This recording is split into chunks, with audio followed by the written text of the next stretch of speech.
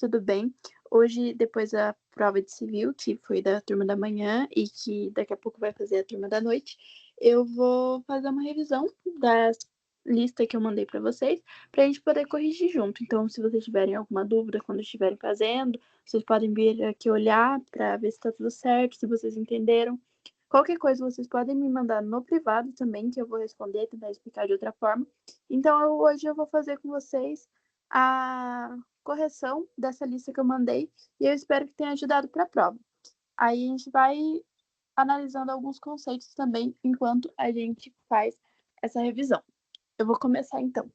Eu separei 10 questões de múltipla escolha, que são as que mais caem na prova do Chacon, né, no nosso modelo de prova. E eu também deixei algumas discursivas. Então, eu vou começar pelas do modelo da alternativa. Então, vamos lá. A questão 1.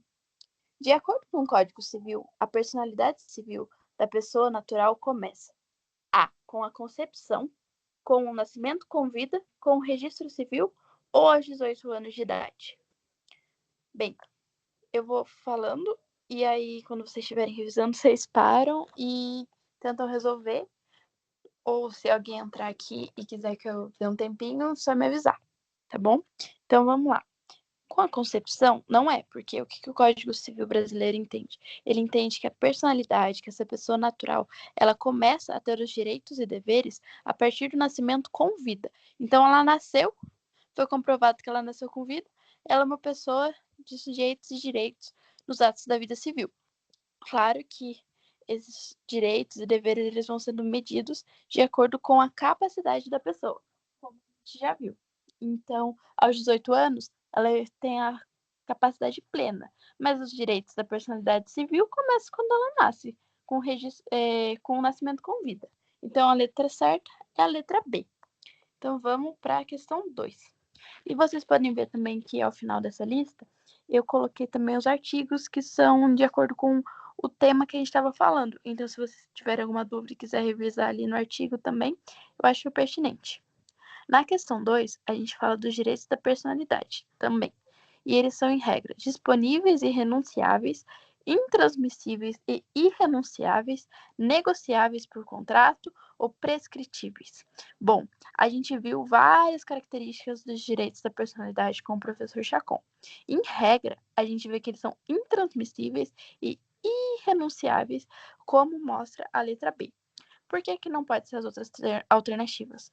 Os direitos da personalidade, eles são imprescritíveis, ou seja, eles não têm uma validade. A prescrição é quando tem esse tempo de validade que você pode entrar na justiça, por exemplo. Se alguém fere a sua honra, o seu direito da personalidade, é imprescritível. Não tem uma data certa, no máximo que você pode entrar na justiça.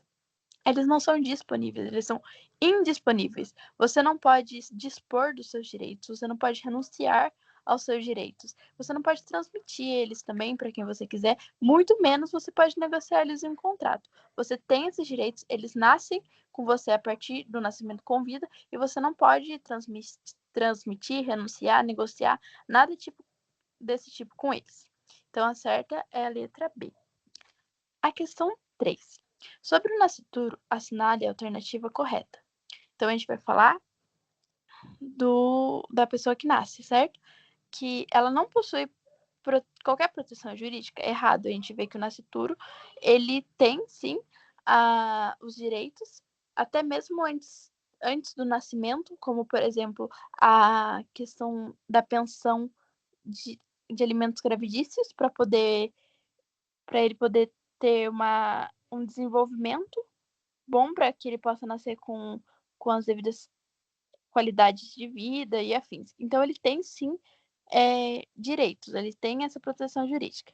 Possui personalidade plena desde a concepção? Errado, porque a gente vê que a personalidade jurídica plena é só a partir do nascimento com vida, mesmo que sejam resguardados alguns direitos ante o não nascimento ainda, ante a gestação. C. Tem seus direitos resguardados desde a concepção. Exatamente. Eles têm os direitos resguardados. Então, assim, a gente vê que ele não é, de fato, um ser sem nenhum direito. Ele tem, sim, os seus direitos resguardados para que ele possa nascer com vida, que ele possa nascer com qualidade e afins. Então, ele tem esses direitos resguardados para que, quando ele nasça e ele obtenha essa personalidade civil, ele possa exercer de maneira plena até os limites, até chegar à capacidade civil máxima, plena, com os 18 anos. Então, a gente vê que a resposta é a letra C. E adquire os direitos após o registro civil. Não, como a gente acabou de ver, ele já tem os seus direitos resguardados, mesmo não tendo nascido ainda. A questão 4. A questão 4 é a respeito do nome. No nome, o que é correto a gente afirmar? Que ele pode ser livremente alterado a qualquer tempo? Não. A gente já viu isso, que quando ele é livremente alterado, o que aconteceria? Uma insegurança jurídica. Porque como você vai localizar a pessoa, como você vai saber a individualização dessa pessoa, se você pode mudar de nome em qualquer horário, qualquer hora, qualquer tempo, por qualquer motivo. Tem todo um trâmite legal para que você possa fazer isso e não afete os atos da sua vida civil. Na B, é um direito da personalidade protegido por lei. Sim, o nome é um direito da personalidade. A gente pode ver isso até nos artigos que eu coloquei aqui, 16 a 19. O nome é um direito da personalidade, você tem direito ao seu nome, ao seu prenome, ao seu sobrenome, porque ele faz parte da sua individualização como ser humano na sociedade. Não possui proteção jurídica. Claro que o nome possui proteção jurídica, tanto que alguma situação em que o nome sofre algum desprezo, alguma coisa prejudicial à imagem, a pessoa pode sim entrar na justiça por conta do seu nome. Então, ele possui proteção jurídica por um momento, por algum acontecimento de difamação ou coisa do tipo, ou ele pode ser cedido mediante o contrato. Como ele é um direito da personalidade protegido por lei, a gente já descarta essa, porque os direitos da personalidade são intransmissíveis. Você não pode ceder, renunciar, nada desse tipo, muito menos em um simples contrato. A questão 5. Então, vamos lá. A respeito dos direitos da personalidade, assinale a alternativa correta. A. Podem sofrer limitações voluntárias, desde que pertinente. Não, os direitos da personalidade, eles são ilimitados. É uma das regras que o professor Chacon já explicou pra gente. São absolutos e não admitem qualquer restrição.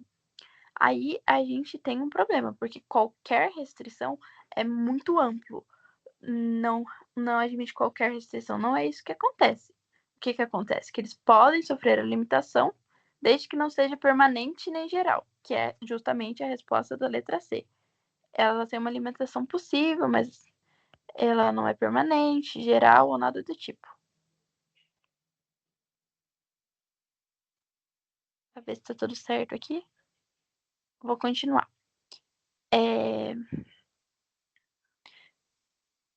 As 5, certo? São transmissíveis a herdeiros. Nada disso. Os direitos da personalidade são intransmissíveis. Aí a gente pode ir para a questão 6. A utilização da imagem de uma pessoa sem autorização é sempre permitida? Não, porque a imagem é um direito personalíssimo da pessoa, ela condiz com a privacidade, com a intimidade da pessoa, então ela não pode ser simplesmente permitida circular, salvo em alguns casos, mas a pessoa ela tem direito sobre essa imagem, então ela não é sempre permitida livremente. Ela só gera danos se houver prejuízo econômico. Nada disso, ela pode ter um prejuízo moral, um prejuízo social, e tudo isso vai gerar danos que podem ser levados à justiça brasileira para que haja uma indenização por dano moral, por exemplo. Pode gerar indenização ainda que não seja prejuízo econômico. Essa é a correta, ela é o contrário da letra B, certo? E essa é a correta. Como eu falei para vocês, pode haver um prejuízo ainda que não econômico. E você pode alegar um dano moral. E a D não faz sentido justamente por isso que ela fala nunca gera o dano moral. E ela pode sim gerar o dano moral além do econômico. A questão 7. Sobre a proteção dos direitos da personalidade, assinale a alternativa correta. Então, a gente está frisando bastante os direitos da personalidade aqui, certo? Somente podem ser protegidos após a violação. Não, eles já são protegidos por lei, eles já têm essa tutela preventiva. Podem ser protegidos preventivamente pelo judiciário. Exatamente. Elas têm esse os direitos da personalidade são direitos importantíssimos no Código Civil, no ordenamento civil brasileiro. Então não faz sentido a gente fazer uma proteção para resolução. É melhor uma proteção para resguardar esses direitos, para que não precise da resolução. Já resguardá-los para que eles tenham essa proteção antes mesmo de algo acontecer, certo? Então, eles podem ser protegidos preventivamente pelo judiciário. Depende de regulamentação contratual. Não, eles estão na regulamentação legislativa. Os direitos da personalidade, eles são vistos no nosso Código Civil vigente. E D, geram indenização se houver dano, só geram indenização se houver dano material. Somente dano material não pode ter um dano econômico, dano moral. Então não é só o dano material para gerar essa indenização. Agora a gente vai para a questão 8. Sobre o pseudônimo, assinale a alternativa correta. Não possui qualquer proteção jurídica. Errado. Tanto como o nome, o pseudônimo tem sim as suas garantias, seus direitos jurídicos. Tanto que uma pessoa famosa, por exemplo, a Xuxa tem esse pseudônimo e nós conhecemos ela por ele. Então, ele tem essa proteção, porque como ela é famosa por esse nome, ela tem esse direito, essa proteção, como ela teria pelo nome, é o que ela tem pelo pseudônimo. Então, ele possui sim proteção jurídica. A B. É protegido apenas se registrado em cartório.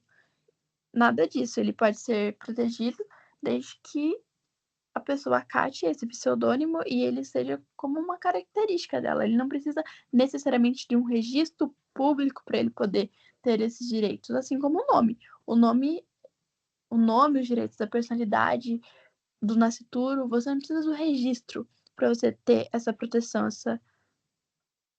essa proteção jurídica. AC.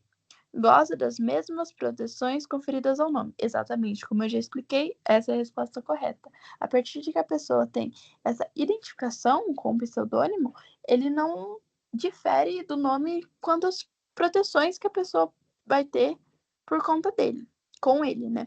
Pode ser livremente utilizado por terceiros. Não, porque assim como o nome, ele tem uma segurança jurídica, um valor social, um direito moral, um direito material relevante que pode ser exigido na justiça se ele for ofendido por alguém. Então, ele não pode ser livremente usado por terceiros. Ele tem os mesmos direitos da personalidade resguardado pelo nome. Então, faltam só duas questões com relação à parte alternativa. Essas são as 10 questões que eu fiz para comentar com vocês. Se vocês puderem me dar um feedback, depois vocês falarem, olha, tá falando muito rápido, ou dá ênfase em alguma parte, alguma coisa assim, podem falar, não tem problema, que às vezes eu posso ir mais devagar, porque às vezes eu tô indo muito rápido, eu vou explicando e já vou indo para a próxima questão. Essa lista que eu fiz com vocês, eu foquei bastante nos direitos da personalidade, que é a primeira parte que a gente vê no Código Civil. Aí, quando eu fizer mais listas para a gente trabalhar os assuntos, até bom a gente ter vários assuntos diferentes, eu vou colocar mais sobre personalidade jurídica, que vocês acabaram de ver com o professor Chacon, algumas questões de endereço, algumas questões sobre ausência, morte presumida. Eu coloco para a gente resolver as próximas. E as próximas matérias que o Chacon for dando, quando eu já alcançar ele nas revisões, a gente faz um apanhado geral com mais listas de exercícios, que é sempre bom a gente fixar o assunto. Então, vamos para a questão 9. Aliás, se vocês tiverem alguma sugestão de algum tema que vocês gostariam de tratar melhor, sobre algum tema que vocês gostariam de mais exercícios, eu faço a lista, resolvo com vocês, sem problema algum, certo? Então, vamos para a questão 9.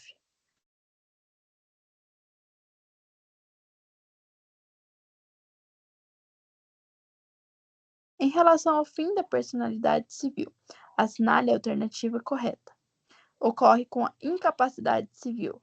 Não, com a incapacidade a gente já tem a personalidade, como a gente já viu, o nascituro, a partir de quando tem o nascimento com vida, ele tem os direitos da personalidade.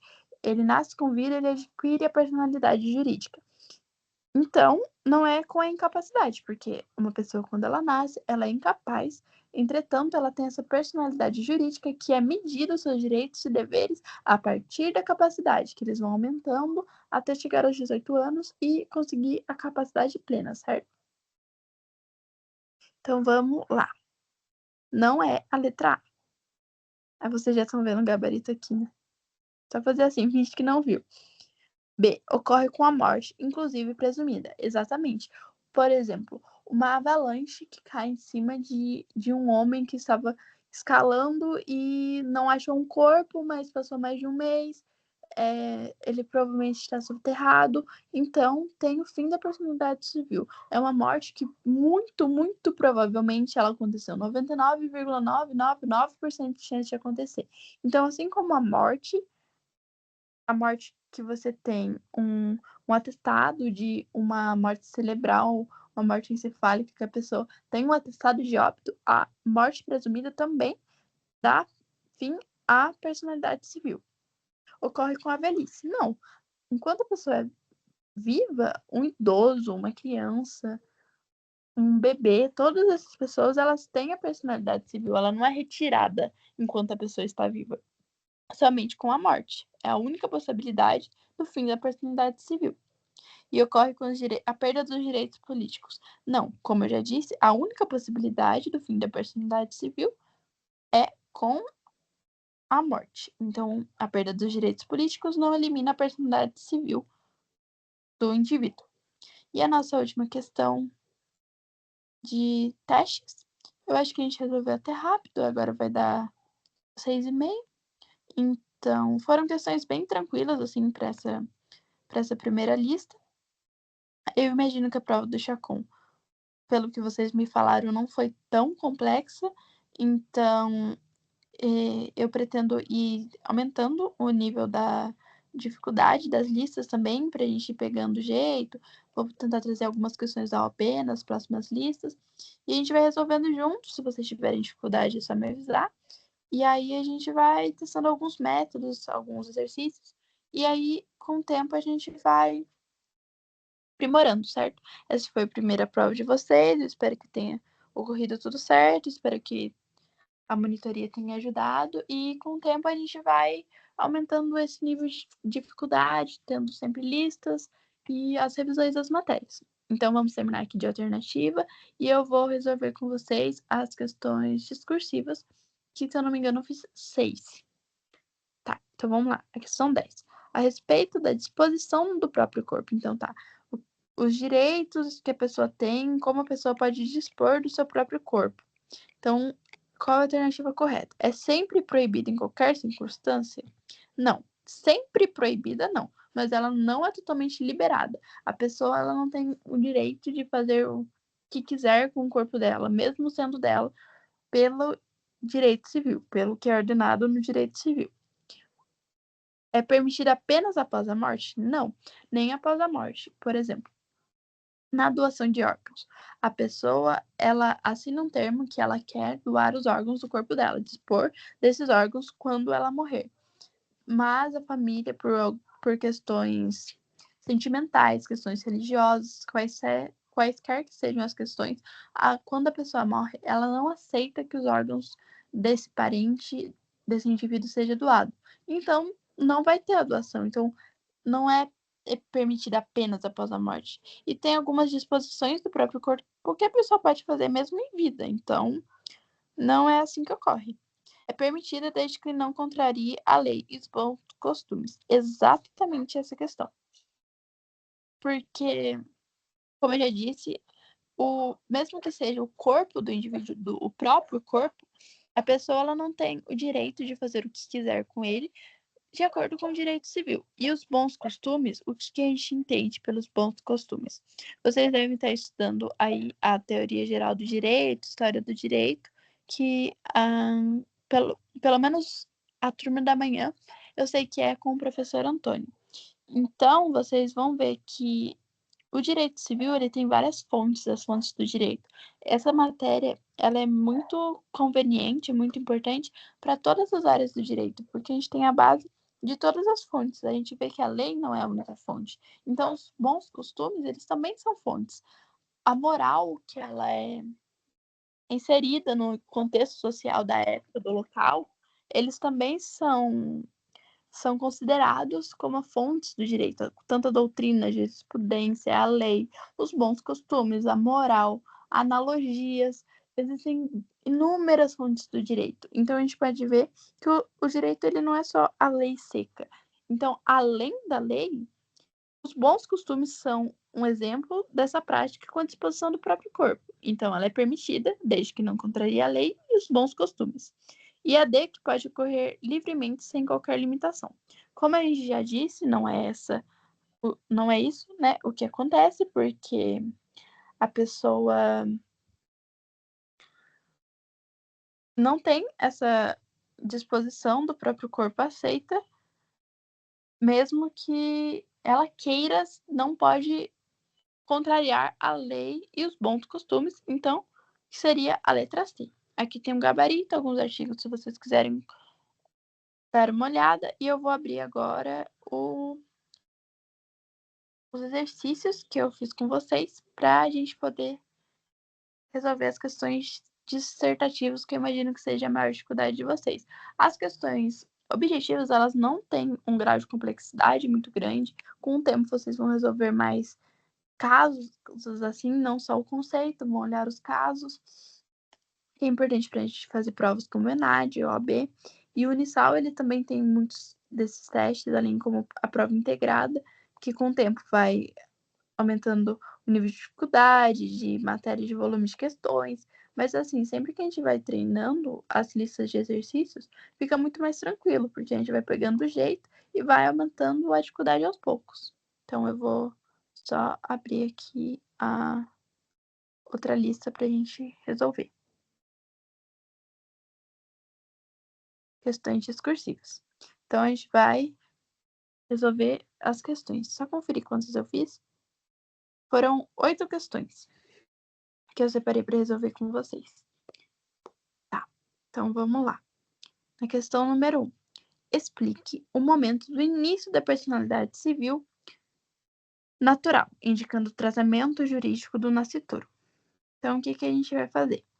Eu tenho algumas respostas modelo no final que eu disponibilizei para vocês conseguirem fazer uma revisão. Eu já passei para algumas pessoas que vieram falar comigo no privado, mas eu passo aqui de novo, sem problemas, o esquema de resolução das questões discursivas. O que acontece? Para a gente fazer uma questão discursiva na faculdade, a gente precisa de um modelo mais acadêmico. Mas não é nada de um bicho de 7 cabeças. A gente vai estruturar as perguntas com o conceito e uma junção entre conceito e pergunta para a gente fazer a finalização. Então, como que eu gosto de explicar para a gente fazer uma resposta bem feita? Primeiro, a gente vai ler o enunciado e ver o que o professor pede.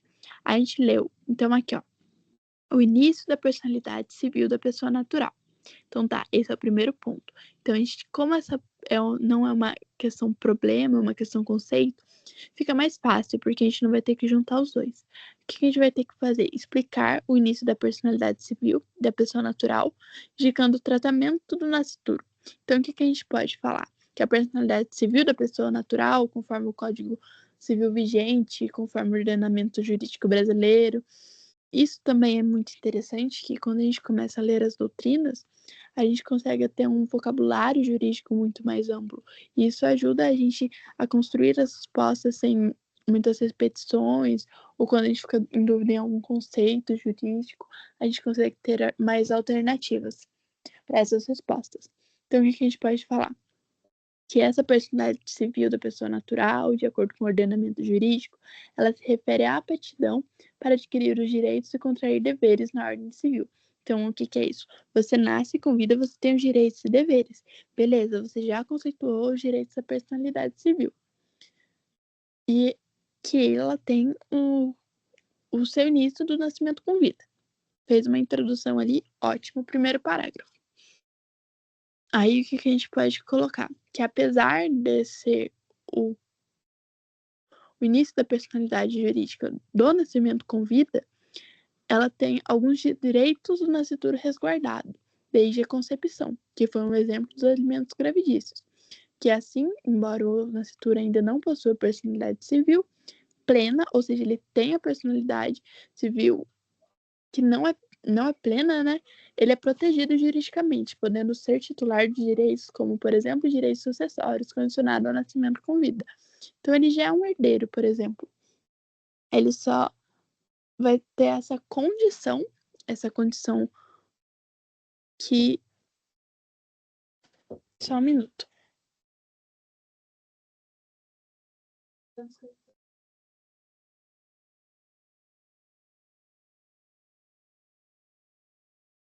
Desculpa, gente, voltei. Então, a gente vê que ele tem esses direitos resguardados, mesmo que ele ainda não tenha nascido. Então, é a teoria natalista mitigada.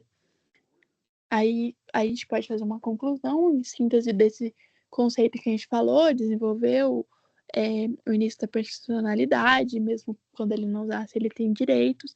Então, a conclusão que a gente pode colocar, portanto, a personalidade civil começa com o nascimento com vida, mas a lei assegura proteção jurídica ao nascituro desde a concepção, garantindo-lhe expectativa de direitos. Pronto, a gente resolveu esse conceito, que é uma questão mais simples. Na questão 2, eu coloquei um probleminha aí pra gente resolver, que é: João teve a sua imagem, então, direito da personalidade, privacidade, intimação. A gente já vai lendo e colocando os conceitos que a gente conseguir lembrar para poder desenvolver eles. Então, João teve sua imagem utilizada em uma campanha publicitária sem autorização. Então, é importante frisar nessa parte que não houve autorização da sua imagem utilizada. Então, com base no Código Civil, letra A. Houve violação dos direitos da personalidade? Sim, eles são protegidos pelo Código Civil, intransmissíveis e irrenunciáveis, e assim. A gente vai dar um conceito dos direitos da personalidade, e que a gente vai explicar eles e vai explicar que houve sim a violação de usar a imagem de uma pessoa sem a autorização prévia do indivíduo. E a letra B. É necessário comprovar o prejuízo econômico para a indenização? Não, a gente não precisa provar um prejuízo econômico para uma indenização, porque o Código Civil pode ter um prejuízo, os direitos da personalidade pelo Código Civil podem ter prejuízos moral, material, econômico, pode ser um prejuízo interno, entendeu? Um prejuízo que ele fica na cabeça de quem sofreu um prejuízo psicológico. Então, ele não precisa provar necessariamente a parte econômica. Então, o que a gente pode fazer? As letras A e B, por exemplo, a professora Luzia, às vezes ela coloca várias letras para a gente fazer um texto só. Pode acontecer da gente fazer isso, ou pode acontecer da gente fazer a questão A e a questão B. Vai depender do que o professor está pedindo. Então, a gente vai olhar o conceito, vai resolver o problema. Então, no primeiro parágrafo, a gente faz a introdução do conceito da personalidade civil, que elas são intransmissíveis, irrenunciáveis, inegociáveis, imprescritíveis e tudo mais. Então, a gente vai conceituar isso, que foi para mostrar para o professor que a gente entendeu o conceito do que ele está pedindo, e depois a gente resolve o problema. A gente vai falar que sim,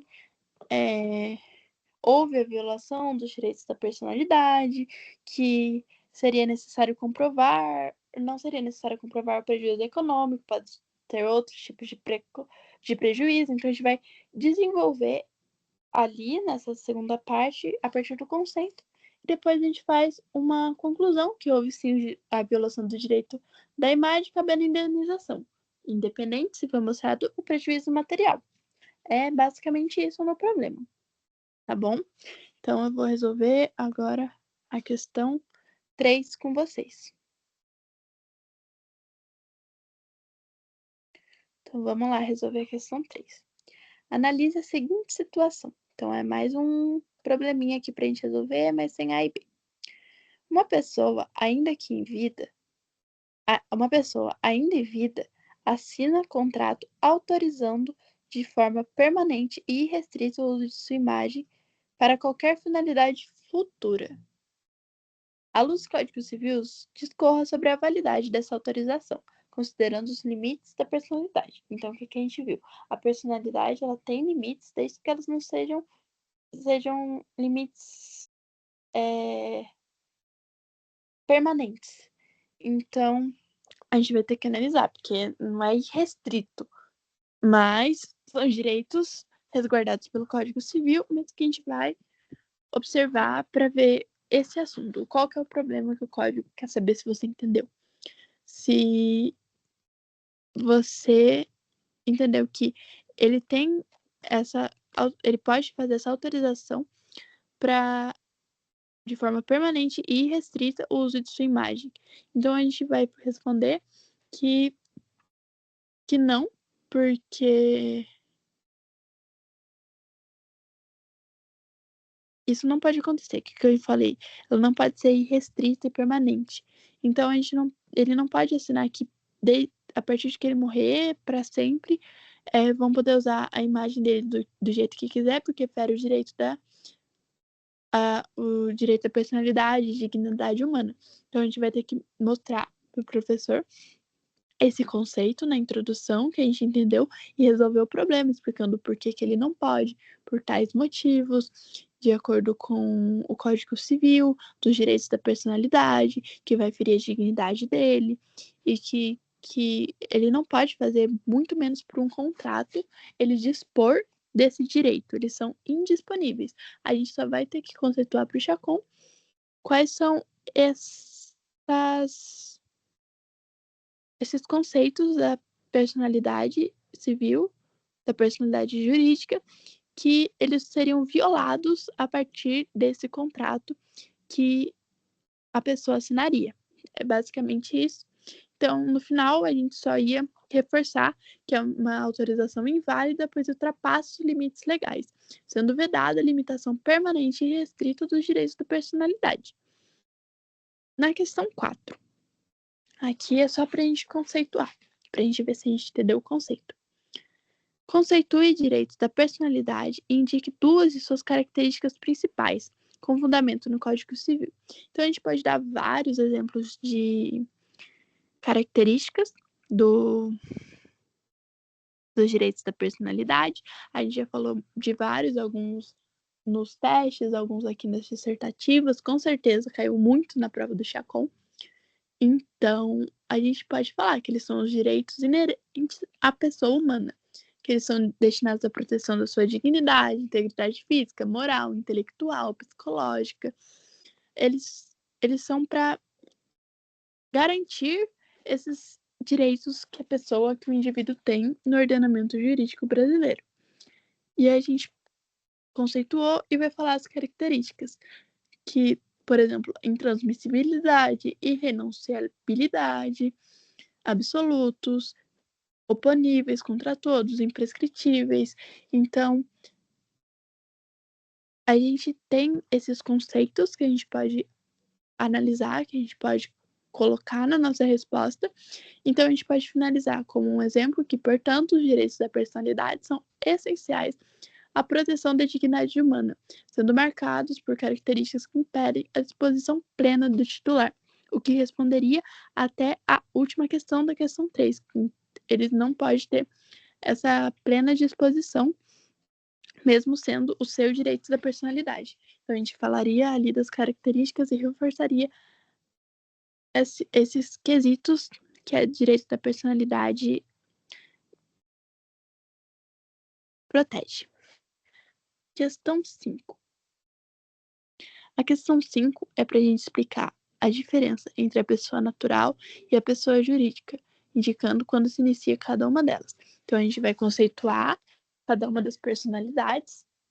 E aí a gente vai fazer uma diferenciação das suas formas, das pessoas jurídicas e das pessoas físicas. Então, como que a gente poderia falar? A gente poderia começar falando como o Código Civil distingue a pessoa natural e a pessoa jurídica, como sujeitos de direito, e mesmo eles tendo essa distinção, eles são pessoas de direito e ambos dotados de personalidade jurídica. No desenvolvimento, a gente pode falar que a pessoa natural tem sua personalidade iniciada com o nascimento, com vida. E já a pessoa jurídica, ela adquire a personalidade com o registro dos seus atos consecutivos no órgão competente. Vocês já devem ter visto com o Chacon como é o registro de uma pessoa jurídica para ela poder ter o nascimento, para ela poder ter os direitos, deveres, atuar na sociedade. Então, a pessoa natural, que é essa pessoa, o ser humano, o indivíduo, a pessoa jurídica é uma entidade criada para fins específicos, como uma associação, uma fundação, uma sociedade. Então, a gente vai caracterizar essas diferenças, que por mais que ambas tenham personalidade jurídica, elas são formadas de um meio distinto e elas têm esse reconhecimento no ordenamento jurídico com as suas características semelhantes e diferentes. Então, a gente vai para a questão 6. A gente vai analisar uma situação, conceituar e dar a resposta. Analise a situação. Uma pessoa teve seu nome indevidamente inserido em publicações ofensivas nas redes sociais. Então, aqui a gente já pode ver que teve uma violação do direito ao nome, que é um direito da personalidade, um direito da privacidade, um direito pessoal da pessoa, certo? Do indivíduo, um direito pessoal da personalidade jurídica e que ele foi violado esse direito. Então, o que a gente vai responder? Com base no Código Civil, responda. Qual direito da personalidade foi violado?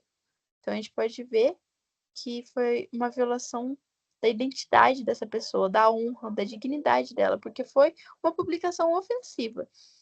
E quais são as medidas jurídicas a serem adotadas? Então, nesse caso, o Código Civil ele assegura ao titular o direito de exigir a cessação da lesão, ou seja, o titular que ele está sendo lesado por conta dessa publicação com o seu nome, com a sua visibilidade, ele pode entrar na justiça e falar: olha, eu quero que retire este post por tal motivo que está prejudicando um direito personalíssimo meu. Então, ele pode, além disso, pleitar a indenização com danos morais. Então, como que a gente resolve isso? Como a gente viu, o direito da personalidade não é exclusivo do direito econômico. Então, ele pode exigir esse dano moral que ele sofreu por conta da publicação. Ele pode exigir essa indenização, como a retirada do conteúdo ofensivo, mais a indenização pelo dano moral que ele sofreu. Então, a gente ia falar basicamente isso. Falta só mais 2 questões que eu resolvi com vocês. E aí, aqui embaixo tem o gabarito, caso vocês queiram formular melhor uma resposta. Eu fui dando algumas dicas, falando como eu formularia os conceitos. Então, vocês podem olhar aqui só para fazer uma confirmação da resposta que vocês deram. Então, só mais 2 questões aqui para a gente resolver da lista que eu enviei. Então, assim que vocês quiserem mais exercícios, tiverem mais dúvidas, depois de eu conceituar para vocês um resumo da matéria, a gente pode resolver vários exercícios, sendo de alternativa, se vocês tiverem mais dificuldade, de dissertativa, a gente vai adaptando, melhorando o nível das questões e afins. Então vamos para as 2 últimas. Discorra sobre a possibilidade de limitação voluntária dos direitos da personalidade, indicando seus limites legais e relacionando com o princípio da dignidade humana. Então a gente já resolveu uma questão falando disso, da limitação voluntária dos direitos da personalidade. Até quando você pode limitar isso que não vai afetar a sua dignidade da pessoa humana, que é um direito personalíssimo. E com esse direito você não pode transmitir, não pode renunciar, não pode negociar, nada desse tipo, porque por mais que ele seja seu, ele é legislado pelo Código Civil e tem algumas restrições que você não pode fazer pela sua própria proteção, certo? Então, os direitos da personalidade, eles são protegidos pelo Código Civil, assim como eu disse, e eles estão intimamente ligados, eles são vinculados ao direito e ao princípio da dignidade da pessoa humana, que vem na Constituição Federal. Então, é a carta magna do nosso país. Então, a gente não pode violar ela. Não é porque é o seu próprio corpo, é a sua própria imagem que você pode violar do jeito que você quiser. Você tem essa proteção da sua dignidade. Então, a utilização é, então, a utilização voluntária da cessão desses direitos, da limitação, ela não pode ser permanente, como a gente já disse. Você pode ter até uma limitação, mas que não seja permanente no decorrer do tempo, mesmo depois que você venha a falecer, ou algo do tipo, porque isso fere tanto a Constituição Federal quanto o Código Civil, que é o que a gente está estudando agora. Então, isso não pode acontecer. O indivíduo ele não pode renunciar totalmente aos direitos essenciais, aos direitos da sua essência, da sua existência como um indivíduo na sociedade civil. Ele não tem esse poder dessa renúncia, porque uma das características é ser irrenunciável, dentre as várias características dos direitos da personalidade, certo? Então, há essa limitação possível, mas ela é excepcional, ela não é a regra. A limitação é a exceção pelos direitos da personalidade, que eles devem respeitar a dignidade da pessoa humana. Então, eu vou resolver com vocês a última questão, que é mais interpretativa aqui, e na próxima eu vou trazer para vocês algumas questões da OAB para a gente já ir resolvendo, que são bem no mesmo estilo. A gente entende o conceito e vai resolver o problema. Então, vamos lá, na última. Uma análise de caso. Uma empresa divulga sem autorização. Então, a gente já fica esperto nessa parte de sem autorização. O que ela feriu ali? A imagem de uma pessoa falecida em campanha publicitária. A família busca reparação. Com base no Código Civil, os direitos da personalidade se extinguem com a morte. Então, o que acontece? Os direitos da personalidade se extinguem com a morte, sim. Contudo, esses direitos, eles têm a proteção especial mesmo após o falecimento. Então, como a gente viu, o único jeito da extinção da personalidade civil é pelo conceito da morte, tanto presumido como aquela morte que você tem um atestado de óbito. Mas para resguardar a imagem da pessoa, ele não é 100% excluído. Então a pessoa pode fazer o que quiser da imagem de uma pessoa falecida, nada desse tipo. Pode ofender a essa pessoa depois de morta. Não é assim que acontece. Até por um respeito aos familiares que ficaram. Então, mesmo que esse direito se extingua, ela autoriza os familiares do falecido a defender essa memória, a sua imagem, a sua honra, que isso afeta a vida deles também, certo? Então, os familiares têm legitimidade para agir? Então, sim, como essa imagem utilizada sem autorização, ela configura uma violação. Então, a atuação dos familiares era sim permitida no ordenamento jurídico para preservar essa imagem da pessoa que não está aqui para se defender, mas eles podem defender por ela. Bom, gente, essa foi a monitoria de hoje. Eu espero que tenha ajudado vocês. Fiz a revisão das listas, vou fazer mais vezes assim que possível. Espero vocês semana que vem com matéria, se o professor Chacon conseguir dar alguma matéria semana que vem. Se não, ele for